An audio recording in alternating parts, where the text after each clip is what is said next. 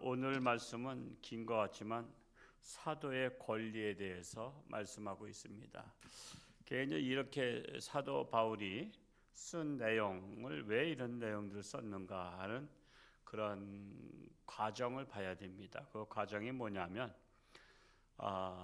고린도 교회에서 사도 바울을 비난하는 자들이 있었어요. 비난. 왜냐하면은 사도 바울이 예수님의 12 제자가 아니라는 거예요. 그 말이 맞아요, 안 맞아요? 맞습니다. 비난은요 거의 다 맞아요. 거기다 비난은요 다 이유가 있어서 비난하는 거거든요. 12 제자가 아니기 때문에 비난을 했습니다. 사도가 아니라고 하는 거죠. 그러나 사도 바울은 비록 예수님의 12 제자가 아니었지만 예수님을 믿는 자들을 핍박하러 가다가 다메섹 도상에서 예수님을 만났죠. 예수님을 만나서 주여 누구십니까 했을 때 네가 핍박하는 예수니라. 그러면서 예수님으로부터 직접 사명을 받습니다. 사명. 그래서 사도가 되어서 내 복음을 전하라는 사명을 받게 되죠. 그러므로 사도가 아니라는 일부 고린도 교인들의 반박을 하는 말씀이 바로 오늘 9장 1절의 말씀이 되는 겁니다. 우리 9장 1절 말씀을 다시 한번 읽어볼까요? 시작. 내가 자유인이 아니냐 사도가 아니냐 예수 우리 주를 보지 못하였느냐 주 안에서 행한 나의 일이 너희가 아니냐라는 것입니다. 첫째로 네 가지가 나오는데 첫째로 내가 자유인이 아니냐. 어떤 자유인? 죄와 사망에서 죄사함을 받은 내가 자유인이 되었다라고 말씀하고 있는 거예요. 죄사함 받은 자유인이라고 말씀하고 있는 것이고, 두 번째로는 사도가 아니냐. 아까 말씀드린 대로 다메섹 도상에서 예수님을 직접 만나서 사도의 사명을 받지 않았느냐라고 말씀한 것이고요. 세 번째로 예수 우리 주를 보지 못하였느냐. 예수님은 사도 바울은 예수님을 직접 만났죠. 직접 보고 현장에서 예수님을 보고 또한 사명을 받았기 때문에 나는 직접 예수님을 본 사람이다 라고 말씀하고 있는 거예요. 네 번째로 주 안에서 행하신 나의 일이 너희가 아니냐. 즉 사도로서 고린도 교회를 세웠고 너희가 바로 예수 그리스도를 믿어서 그리스도인이 되지 않았느냐. 너희들이 바로 나의 열매다 이거예요. 고린도 교회를 세웠기 때문에 너희가 열매로 이렇게 증명하고 있지 않느냐. 그런데 고린도 교인들 중에서 사도 바울을 사도가 아니다라고 반론을 제기하는 자들이 있는데 그 말이 12 제자에 속한 거로 따지면 아니지만 그러나 바울은 사도 예수님을 직접 만나서 사도의 사명을 특별히 받았고 그 사명을 따라 내가 다니면서 교회들을 세우는데 그 바로 세운 교회가 고린도 교회인데 아니 고린도 교회를 세워서 고린도 교회에서 예수를 믿고 구원받은 자가 나를 사도라 아니라고 말하면 너 예수 믿는 것이 맞느냐라고 말씀하고 있는 거예요. 이해가 되시죠? 예. 그러면서 2절 말씀을 한번 같이 읽어볼까요? 시작. 다른 사람들에게는 내가 사도가 아닐지라도 너희에게는 사도이니 나의 사도됨을 주 안에서 인친 것이 너희니라. 다른 사람들, 즉 사도 바울이 세우지 아니한 다른 교회 교인들이 나를 사도라고 아니라고 말하면은 이해가 가겠다, 그죠? 다른 교인들이 내가 세운 고린도 교회가 아니라 다른 사도가 세웠던 교회 사람들이 나를 사도가 아니라고 하면은 내가 이해가 갈지만 너희에게는 사도다. 즉 교회를 내가 고린도 교회를 세워서 너희가 예수를 믿고 구원받았기 때문에 다른 사람은 몰라도 너희들은 나를 사도가 아니라고 부정해서는 안 된다. 그러면은 네 자신이 예수 믿고 구원받은 것이 어떻게 되겠느냐라고 말씀하고 있는 것입니다. 그래서 내가 사도로서 부르심을 받은 것처럼 너희도 주 안에서 그리스도인으로 부르심을 받은 것이 아니냐라고 말씀하고 있는 거예요. 이어서 3절과 4절 말씀 읽어볼까요? 시작. 나를 비판하는 자들에게 변명할 것이 이것이니 우리가 먹고 마실 권리가 없겠느냐. 자, 사도 바울이 사도냐 아니냐 하면서 지금 갑자기 이 말씀을 보면 나를 비판한 자에게 변명할 것이 이것이니 하면서 사도 바울이 변론하는데 뭘 변론하냐면 우리가 먹고 마실 권리가 없겠느냐. 갑자기 먹고 마시는 권리를 말씀하고 있어요. 이것이 바로 뭐냐면 사도 바울이 먹고 마시는 것을 왜 고린도 교회가 주어야 하는가. 그러니까 비판했던 사람들의 의도가 그거예요. 사도 바울이 아니라고 비판했던 게 12 제자 속에 들어가지 않기 때문에 비판한 게 아니라 실상은 그 생활비를 주지 않으려고 했던 거야. 생활비를, 사례비를. 그러니까 사례비를 주지 않으려니까 뭘 명분 삼았냐면 12 제자의 사도가 아니다라는 것을 강조했지만 그 내면에는 생활비를 주지 않으려고 하는 그런 마음 때문에 비난했다라는 거예요. 그렇기 때문에 그 4절 말씀에 그런 우리가 먹고 마실 권리가 없겠느냐. 갑자기 사도 논쟁을 하다가 먹고 마실 권리가 없겠냐는 것은 너희들의 의도가 나를 사도가 아니라고 하는 이유가 정통성보다는 너희가 사례를 주지 않으려고 하는 것이 아니냐라고 그냥 노골적으로 딱 본론으로 들어가 버린 거예요. 지금 그들에게 마음의 양심을 찌른 겁니다.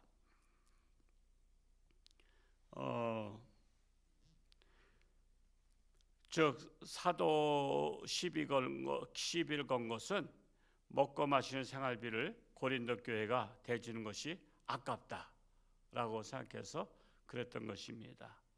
이어서 5절에서 7절까지 한번 또 읽어볼까요? 시작.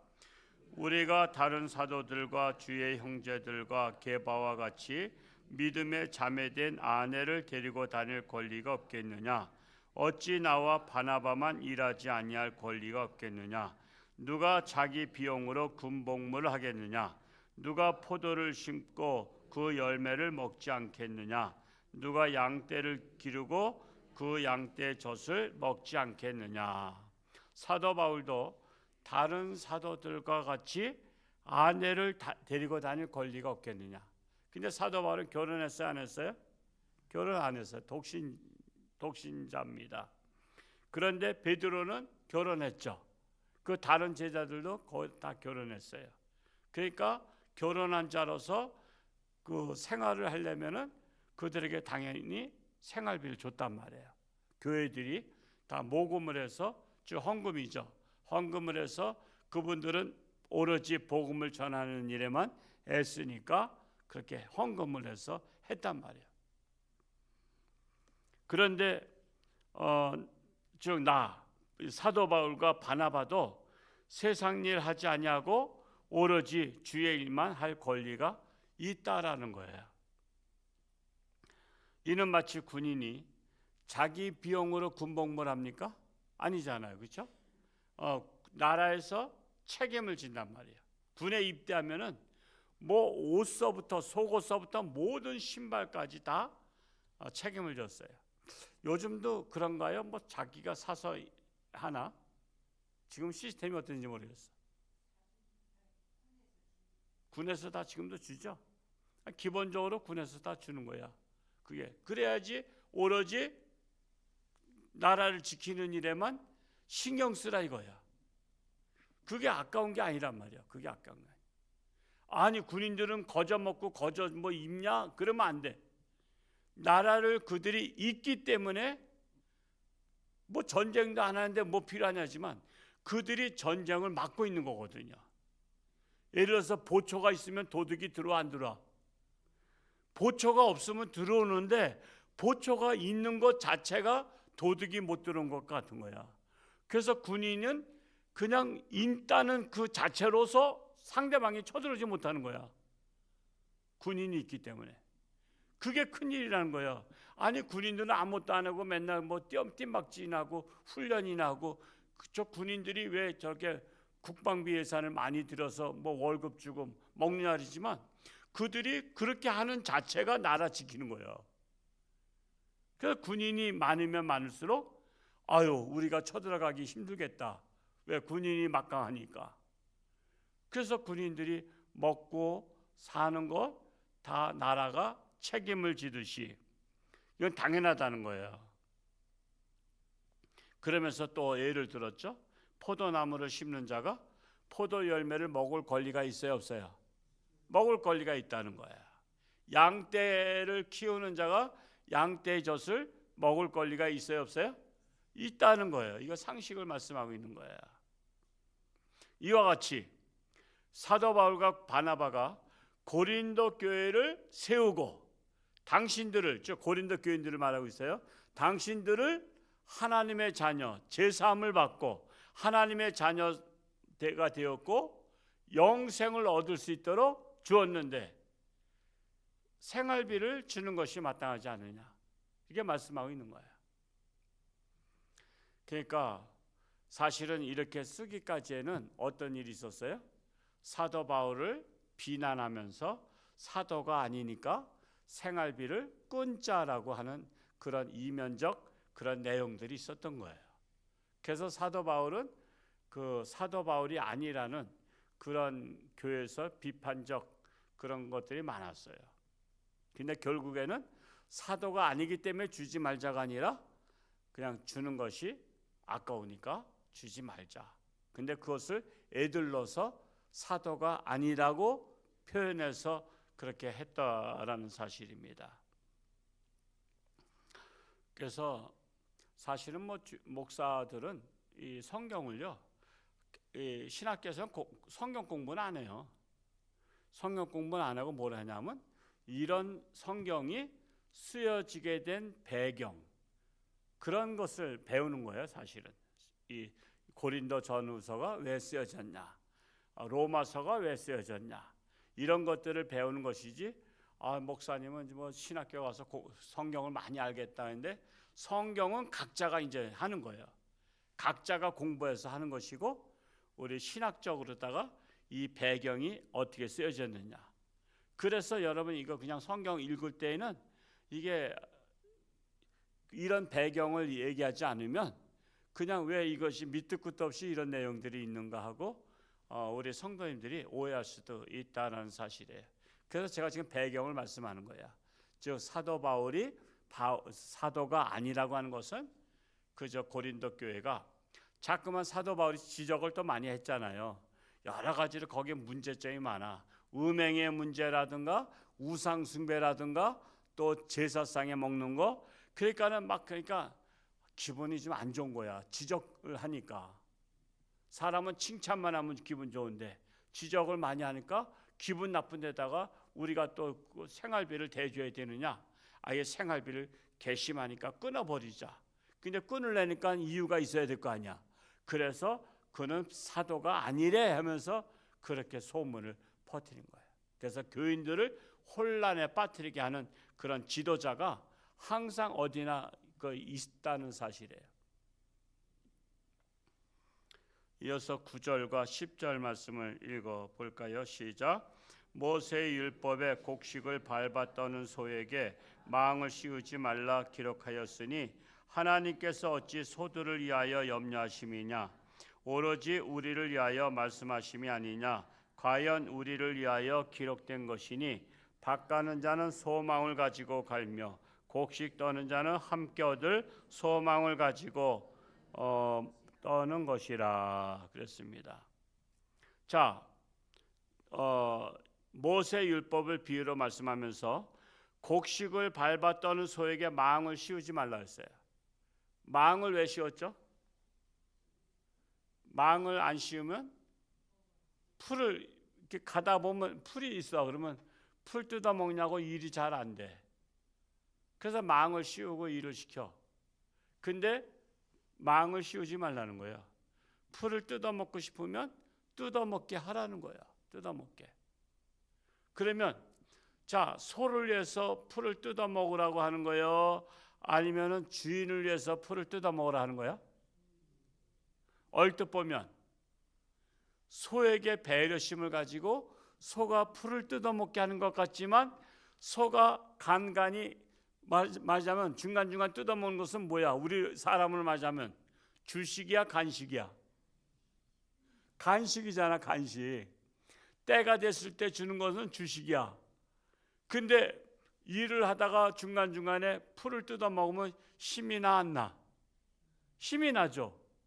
여러분 일하다가 간식 먹으면 힘나, 안 나? 안 먹어본 것처럼 잘 모르는 것 같아. 간식 먹으면 힘이 나. 힘이 나면 일을 즐거움으로 하게 된단 말이야. 근데 소가 망을 씌워놓고서는 간식도 못 먹게 하면 소가 일할 맛이 나, 안 나? 일할 맛이 안 나지. 내가 소라면 생각해보자 이거야. 내가 소라면, 아이고 간식도 못 먹게 하고 일만 죽어라 시키면 일할 맛이 안 나고 사기가 떨어지면 결국 누구 손해냐? 주인 손해다 이거야, 주인 손해. 그러니까 소에게 멍에를 씌우지 않는 것은 소를 위해서 하는 것 같지만 실상은 주인에게 이득을 주기 위해서 하는 것이다 이거예요. 그 말을 한 것은 뭐예요? 이게 고린도 교인들이 생활비를 사도 바울과 실라에게 생활비를 대주니까 실상은 사도 바울과 신라를 위해서가 하는 것 같지만 그들이 전적으로 하나님의 말씀을 전하고 기도하고 고린도 교회를 위한 것이 결국 사도 바울을 위해서 우리가 헌금을 보내고 그런 게 손해인 것 같지만 실상은 그게 바로 우리를 위한 것이다 라는 것을 말씀하고 있는 거예요. 우리를 위한 것이다. 어느 교회에서 제가 옛날에 이제 햇불에 있을 때 세미나 강사가 그러더라고요. 그 교회에서 목사님 생활비 우리가 다 책임져야 됩니까? 목사님도 뭐 우리 교회가 그렇게 큰 교회도 아닌데 뭐 직장 다니시면서 이렇게 생활비를 하시고 우리 교회에서도 또 사례로 따지면 얼마 드리면 하겠다고 그러니까 생활비를 얼마 안 주겠다는 거예요. 그래서 목사님이 그럼 좋다. 내가 직장 다닌 것을 그래서 내가 생활비를 내가 책임지겠다. 그러니까 그렇게 하기로 합의를 봤어. 자, 그러니까 장례식이 생겼어. 장례식인데 직장서 나가야 돼. 나 직장 나가야 되니까 장례식 알아서 치르시오. 그러니까 교회식으로 장례식 치르려고 그러니까 목사님 직장 다니라 했으니까 직장서 생활비를 책임지니까 그거 어떻게 해? 그냥 알아서 하시오. 그냥 교구장에 인도하든지 뭐 하든지. 실제로 그랬던 교회가 있었다는 것을 사례를 발표하더라고. 그 한 강사님이. 그렇게 하면 좋겠어요? 그냥 병원에 돌아가시기 직전인데 임종 예배 좀 들어주세요. 나 지금 직장에서 출장 가야 돼. 그러니까 알아서 하세요. 그냥 돌아가시든지 말든지. 결국은 교회가 되는 게 아닌 거예요. 실상은 할 수 있으면 교회가 책임을 지고 목사님은 교회 일에 모든 것들을 언제든지 비상대기해서 이렇게 할 수 있는 것이 사실은 그게 성도들을 위한 것이다 이거예요. 가끔 어떤 때는 뭐 밤에도 전화 오고 그러잖아요. 전화 오면 가슴이 철렁해. 특별한 일 아니면 밤에는 상담도 하지 마라. 괜히 밤에 상담하고 나면 잠이 안 와. 대개가 이제 괴로운 일들이고 하니까 그냥 요즘에는 문자로 다 줘도 돼. 그러나 돌아가시게 되거나 이럴 때야 뭐 그때 얼마든지 또 가야 되고 항상. 그래서 제가 어디에 가고 그럴 때는 돌아가신 분이 없기를 기도해요. 사실은 내가 어디 갔을 때 누가 돌아가시고 그러면은 우리 성도님들 제가 가서 위로 예배도 드리고 또 발인 예배도 드리고 이렇게 해야 되는데 그래서 제가 어디 갈 때가 제일 긴장될 때야. 그냥 우리 성도님들 아무 사고 없이 이렇게 있기를 바라는 마음이 있다는 사실이에요. 지금 모세에게도 바로 마찬가지예요. 소를 잘 먹여야 주인의 일을 잘 한다는 거예요. 그것처럼 사도 바울도 고린도 교회가 잘 대접해야 주의 일을 더욱더 열심히 할 수 있다. 그리고 주의 일을 더 열심히 하게 되면 결국 누가 이득이라는 거예요? 고린도 교회가 이득이다 말씀하고 있는 거예요. 11절과 12절 읽어볼까요? 시작. 우리가 너희에게 신령한 것을 뿌렸은즉 너희의 육적인 것을 거두기로 과다하겠느냐. 다른 이들도 너희에게 이런 권리를 가졌거든 하물며 우리일까 보냐. 그러나 우리가 이 권리를 쓰지 아니하고 범사에 참는 것은 그리스도의 복음에 아무 장애가 없게 하려 함이로다. 자, 사도 바울과 실라가 고린도 교회에 신령한 것을 뿌렸다는 것은 영의 양식을 전했다는 것을 말씀하고 있는 거예요. 신령한 것이 뭐예요? 하나님의 말씀. 하나님의 말씀을 너희에게 전했다 이거야. 그래서 하나님의 말씀을 뿌리고 육의 양식을 사례비로 받았다라고 말씀하고 있는 거야. 그래서 이 사도 바울과 실라가 고린도 교회를 통해서 당연히 생활비를 받아도 되지만, 그러나 사도 바울은 뭘 했어요? 장막을 만드는 일을 해서 생활비를 책임졌어요. 생활비를 받지 않은 까닭이 뭐냐면 그리스도의 복음에 아무 장애가 없도록 하기 위해서 사례를 받지 아니했다는 것입니다. 제가 우리 교단에 기독공부 장로 신문 2가지가 있는데 기독공부에서 글을 좀 써달라고 그래서 한번 쓴 적이 있었어요. 나는 거지 목사였다. 그래서 많은 아는 목사님들이 굉장히 충격을 받았다 그래요. 홍천주 함께 목사님은 거지처럼 생겼어요, 안 생겼어? 주인사님. 저를 거지처럼 전 또 특히 또 신학생 때부터 부잣집 아들로 본 사람이 많아. 그래 부잣집 아들처럼 생겼나 봐. 난 거지 목사였다니까는 다들 많이 봤대. 그래서 글을 아니 홍천주 함께 목사님이 과거에 거지 출신인가? 그때 그게 아니라 우리가 언덕 위에 교회 있을 때 어려우니까 사례비를 20만 원 책정하고 먼저 목사님이 20만 원, 저도 20만 원. 그래서 생활비를 도시교회가 이제 여기저기서 후원한 거야. 도시교회가 막 후원해서 이렇게 사례비를 받다 보니까 제가 항상 감사 편지를 어디다 써야 되죠? 저를 후원하는 교회들 감사 편지 해마다 쓰잖아요. 그동안 교회가 후원을 해줘서 제가 소신껏 목회할 수 있도록 해줘서 감사합니다 하고, 저 서울 신당중앙교회, 광장교회, 난곡신일교회, 신림교회, 안양대광교회, 또 춘천영광교회, 또 이런 교회들한테 감사 편지를 쓰고, 또 그들을 또 후원해 주니까 그들 위해서 기도할 수밖에 없잖아. 그냥 기도하는 거야. 그러니까는 내가 어떻게 보면 내 사례비를 주는 분들이 우리 교회가 아니라 우리 교회에서는 20만 원, 다른 교회에서 하는 것이 토탈에서 165만 원 받았으니까 다른 데서 오는 게 145만 원이 오니까 어딜 더 기도해야 돼. 내가 먹고 살려면 다른 게 기도하다 보니까 제가 어느 날 묵상하며 기도하다 보니까 내가 생활비를 홍천주왕께서 일해서 홍천주왕께서 먹고 살아야 되는데 다른 데서 나를 위해서 먹고 살게 해주니까 그분들 위해서 기도해 줄 수밖에 없어. 그래서 내가 그게 거지 목사잖아. 내가 우리 홍천주왕께서는 거지 목사야. 다른 데서 다 이렇게 여기저기서 도와줘서 사니까. 그래서 우리 교인들한테 99년도인지 2000년인지 정확히 모르겠는데 나는 거지 목사였다라고 한번 설교를 했어요. 그리고 내가 다른 교회를 위해서 지금까지 기도를 많이 해왔는데 나는 홍천주왕께서 녹을 먹고 홍천주왕교회 교인들을 위해서만 기도하는 목사가 되고 싶다. 그래서는 자립을 선포하고 그 다음에 다 끊었어요.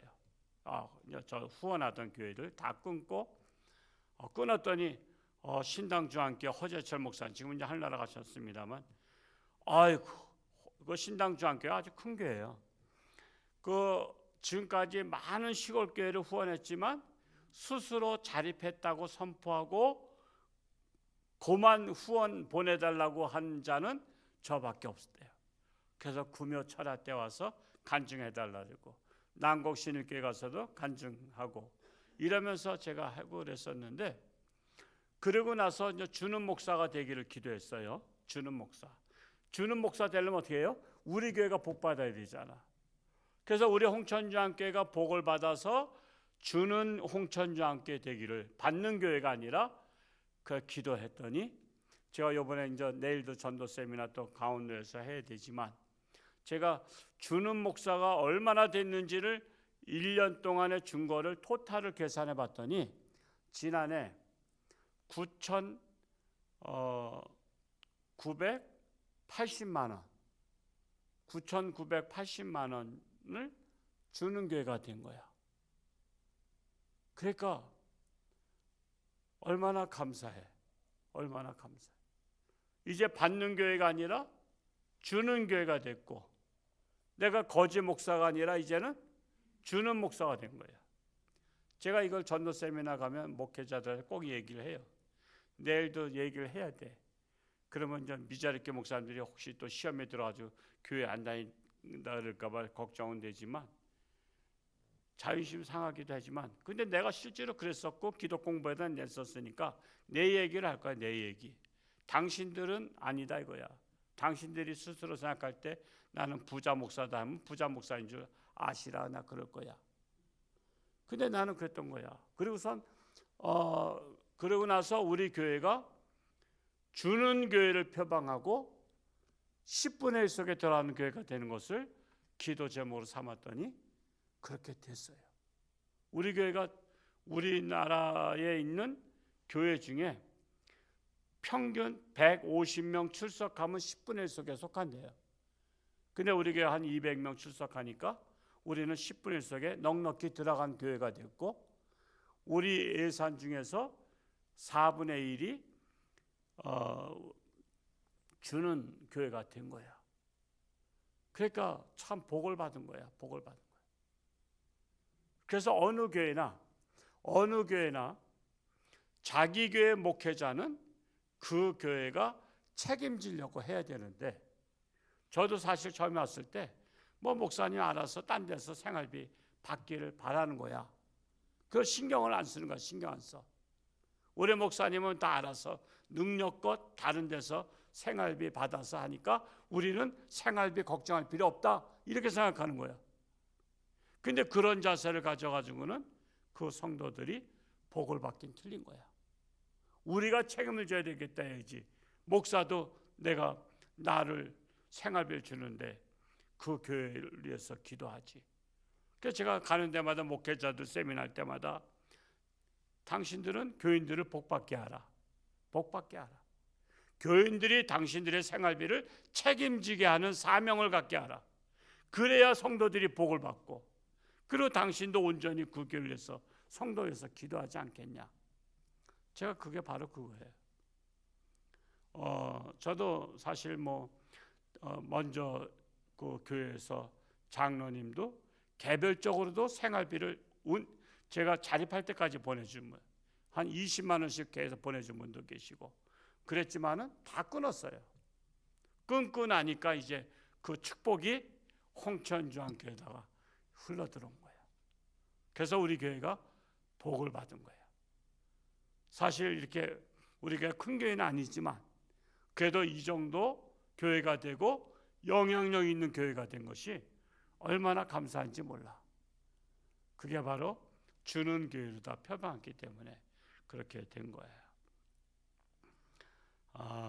여기 고린도 교회는 생활비를 안 주려고 사도 바울의 사도성을 시비를 걸었던 거야.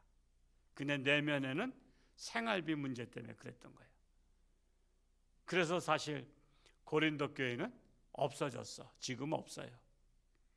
그러니까 교회가 천년 만년 있어야 되는데 교회가 교회 사명을 감당하지 못하면 지금은 다 없어진 교회가 돼버린 거예요. 13절과 14절 말씀 또 읽어볼까요? 시작.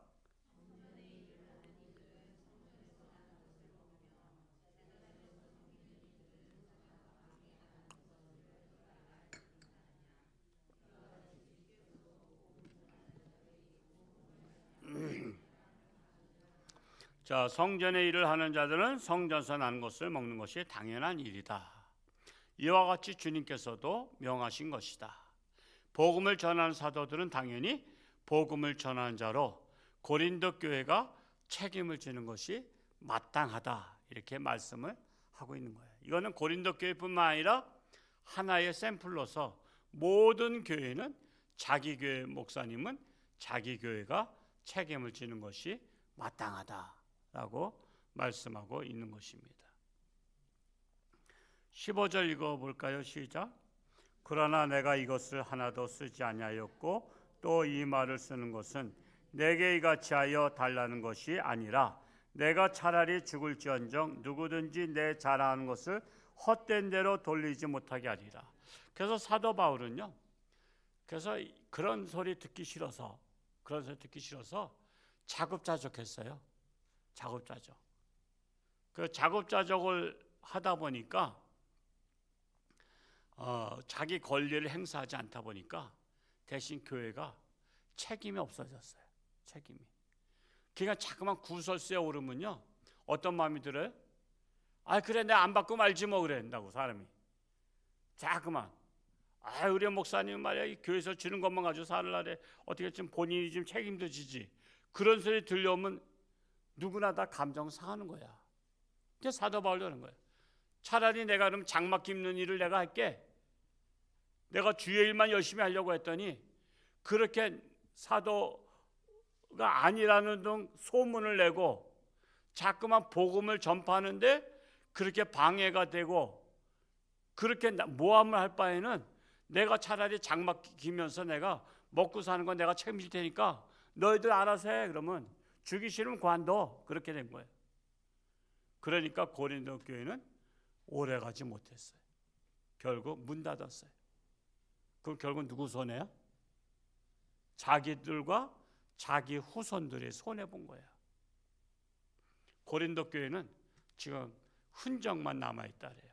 그래서 소아시아를 성지순례 가면 어떻게 이렇게 성경에 나와 있는 그런 교회가 흔적만 남아있는가, 허탈한 감을 갖는데, 전 소아시아 쪽은 제가 성지순례 못 가봤지만 목사님들이 가보면 이렇게 문제있던 교회가 결국은 사도 바울 생활비 주는 것조차 악과했던 교회가 지금은 흔적만 남고 사라진 교회가 돼서 자자손손이 복을 받는 믿음의 유산을 물려받아야 되는데 그렇지 못했다는 거예요. 그게 안타까운 일이라는 거야.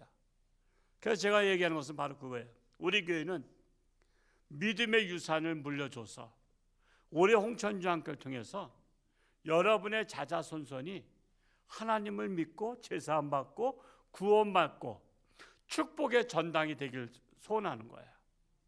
그래서 자자손손이 홍천주안교를 통해서 그런 교회가 많아요.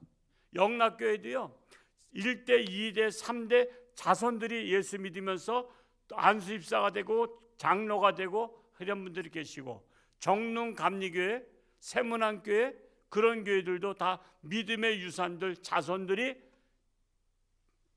교회를 떠나지 않고 그 교회를 지키면서 자자손손이 하나님의 축복을 받는 거예요. 이와 같이 우리 홍천주안교회가 바로 그런 교회가 되어야 되는 거예요. 홍천주안교회 여러분의 자녀들이 홍천주안교를 통해서 구원을 받고 또 하나님의 자녀로 든든히 서가고 믿음의 유산을 물려주고, 그래서 우리들만 예수 믿다가 흔적도 없이 사라지는 교회가 아니라 자자손손 예수 믿는 교회가 되어야 한다는 거예요. 근데 고린도 교회는 그렇게 분란도 많았고 비성경적인 음행과 제사와 이런 여러 가지 복잡한 일이 많았지만 그나마 사도 바울 사례비조차 주는 것이 아까워서 사도가 아님네 하고서는 그냥 분위기를 깨버린 거야. 그래서 일시적으로 교회가 있다가 사라진 교회가 됐다라는 사실이에요. 그래서 우리가 하나님 말씀을 이 배경을 알면 이 말씀이 이래서 쓰여졌구나라는 걸 알게 됩니다. 우리 교회가 하여튼 주의 종을 제가 말하기는 것보다 나를 위해서가 아니라 여러분을 위해서 우리 목사님 오로지 주의 일에만 힘쓸 수 있도록 여러분은 신경 써주시고 또 저도 그것이 감사해서 오로지 성도들 위해서만 힘쓰고 또 기도하고 그런 관계가 되기를 축복합니다. 기도합니다. 하나님 아버지 감사합니다. 참으로 고린도 교회 이렇게 성경 속에 들어간 유명한 교회지만 결국에는 흔적도 없이 사라졌습니다. 사도 바울에게 주어진 주님의 말씀이 하나님의 말씀임에도 불구하고 고린도 교회는 지적을 받을 때마다 회개하지 아니하고 도리어 사도 바울을 대적하고 사도 바울은 사도가 아니라고 하면서 교인들의 마음을 뿔뿔이 흩어지게 했습니다. 그 결과 고린도 교회는 흔적도 없이 사라졌습니다. 우리는 이러한 교회를 보면서 반면교사 삼고 우리 홍천주안교회는 하나님의 말씀을 있는 그대로 받아들이고 더욱더 하나님의 말씀에 충실한 교회가 되어서 우리들뿐만 아니라 우리 자자손손까지도 믿음의 유산을 물려주는 홍천주안교회 되기를 간절히 소원합니다. 그리하여 홍천의 모델일 뿐만 아니라 우리 강원도와 우리나라의 모델의 교회로서 건강한 교회로서 교회의 모습은 바로 홍천주안교회가 올바른 교회다라는 그런 자아상을 심어주는 든든히 서가는 자랑스러운 교회가 되게 하여 주옵소서. 예수님의 이름으로 감사하며 기도하옵나이다. 아멘.